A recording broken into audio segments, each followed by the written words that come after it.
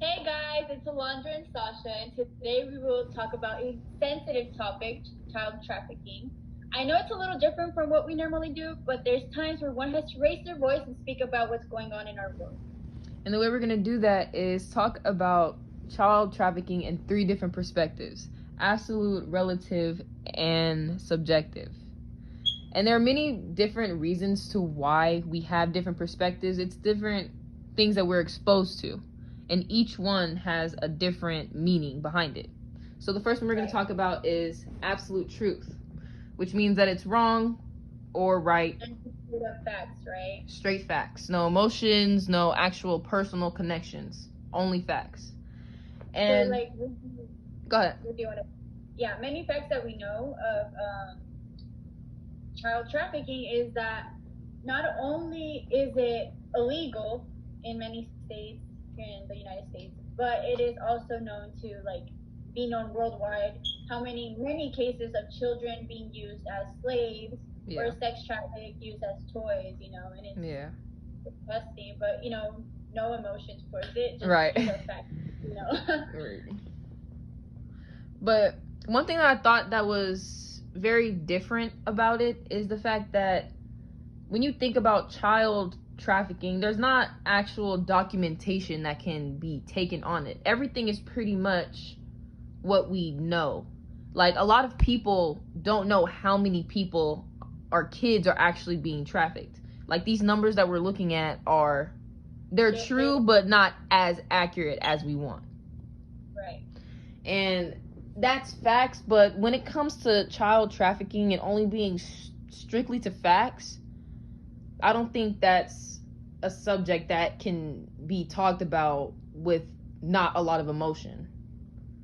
I feel like it's something that needs emotion to be talked about. More like, let's say a detective or a policeman that like to just go straight up forward and just tell you what it is.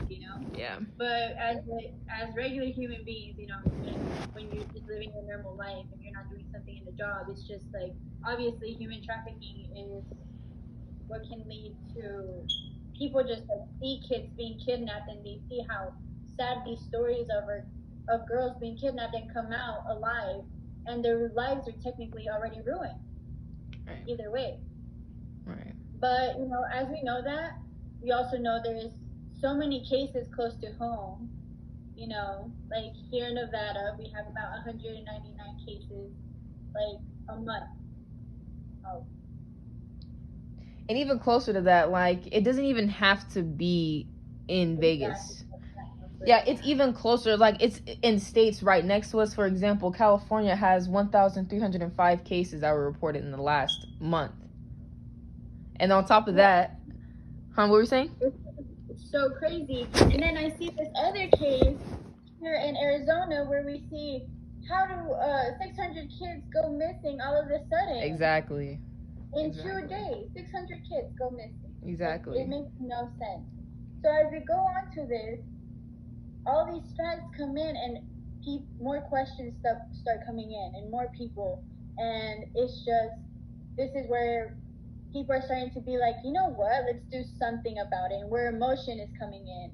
And, not only that, but religion, morality, what it is, seeing adults getting married to children such as 12-year-old girls, right? Yeah, and that brings in our actual next truth, which is relative truth.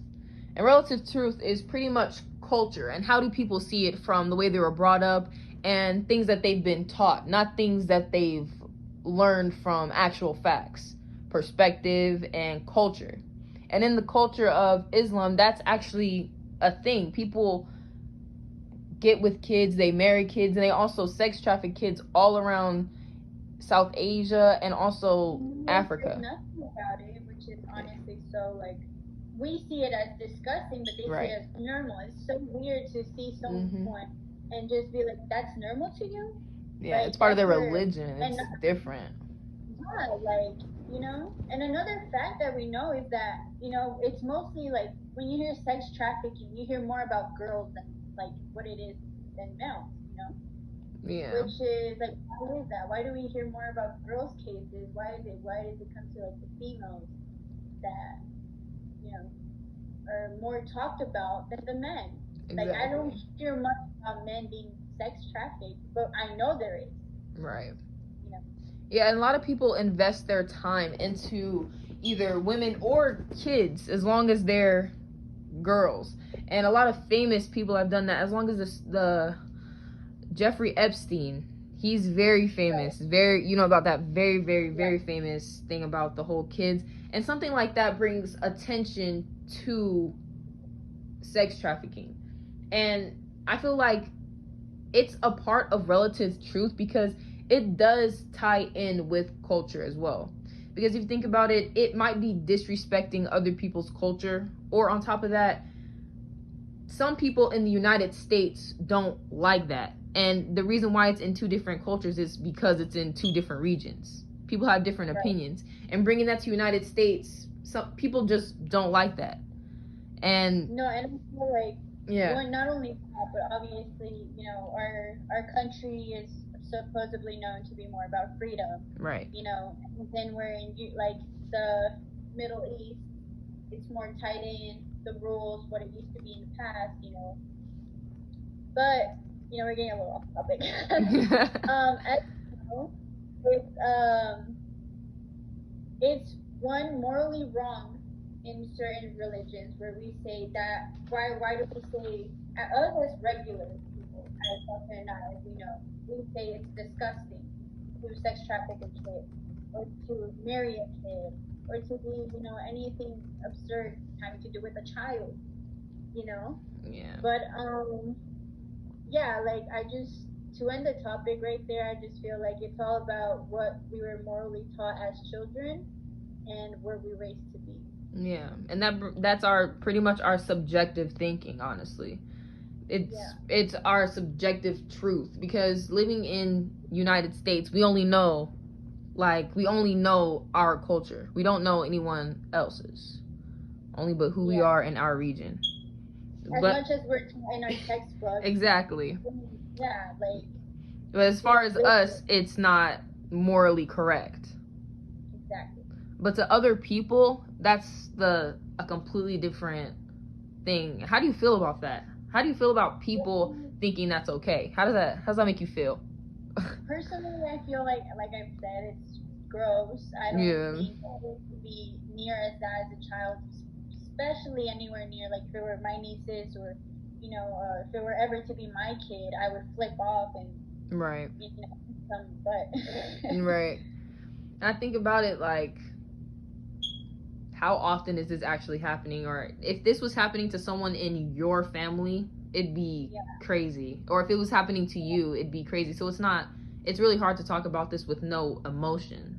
Yeah, with no like actual experience towards it, because right now we just see cases on social media and what is like the news, but no one actually has. Well, there has been families out there, that it's much worse for them to know that their family members or their child's life has been ruined because a man or someone did all of these corrupted things to their kid, and now it's like Yeah, I get that. And I think that child trafficking is something that can be viewed upon in many different lights and opinions and also truths. I think it's something that can be talked about and something that should be talked about more often than what it is. And that is discussed. Yeah, and actually it's trending now. Hashtag save the children. Yeah, hashtag save the children. So we're happy that we're able to talk about this and try to understand other perspectives and try to put our own perspective in on child trafficking and being able to relay that back to you. So thank you, Miss Wheatley, and thank you for listening. Yes. Thank you, guys. All right. Bye.